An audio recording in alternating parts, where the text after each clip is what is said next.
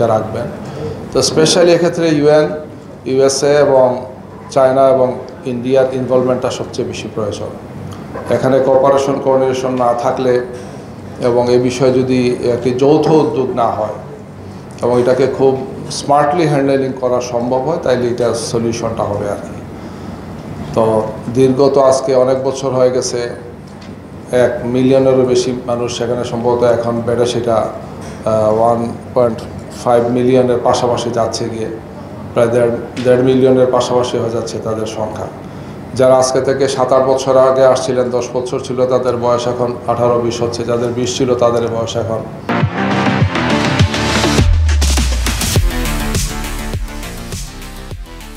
27-28 হয়ে যাচ্ছে। তো এই যে একটা বিরাট সংখ্যক ইয়ুথ এবং ইয়াং জেনারেশন গড়ে উঠছে, তাদের কষ্ট এবং বেদনা, এটা একসময় বাংলাদেশের জন্যে বড় ধরনের একটা থ্রেট হবে আমরা মনে করি।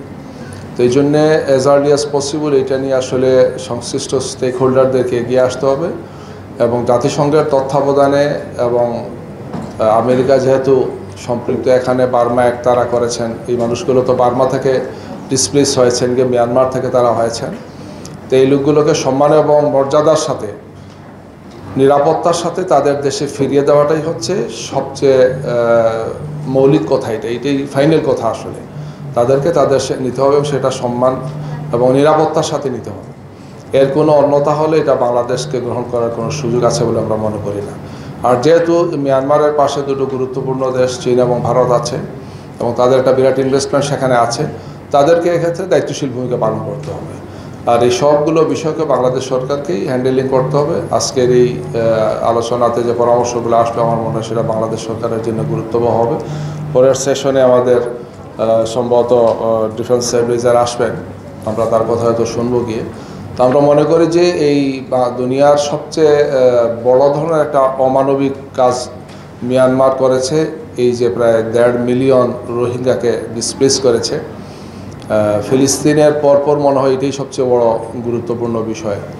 তো এক্ষেত্রে আমাদের অবস্থানটা, বিশেষ করে বাংলাদেশের রাজনৈতিক দলের অবস্থান, অক্ষমত্বের ভিত্তিতে এটা হতে হবে এবং তাদেরও কনসার্ন থাকতে হবে। বড় দল যেগুলো আছেন, সামনে আমাদের নির্বাচন আছে, সেই নির্বাচিত সরকার যারা আসবেন তাদেরকেও এটা খুব শার্পলি অ্যান্ড স্মার্টলি এটা হ্যান্ডেলিং করতে হবে। আমি বিশ্বাস করি যে এটা সম্ভব। এই ধরনের বড় বড় ক্রাইসিসগুলো জাতিসংঘের তত্ত্বাবধানে বা আরও যারা ইন্টারন্যাশনাল স্টেক হোল্ডার আছেন তাদের তত্ত্বাবধানে সমাধান হয়েছে, এটা আমরা সমাধান করতে পারব। আমি সেই প্রত্যাশা ব্যক্ত করে আমাদের পক্ষ থেকে সর্বাত্মক সহযোগিতার আশ্বাস দিয়ে আমি আমার কথা শেষ করছি। সবাইকে ধন্যবাদ। আসসালামু আলাইকুম।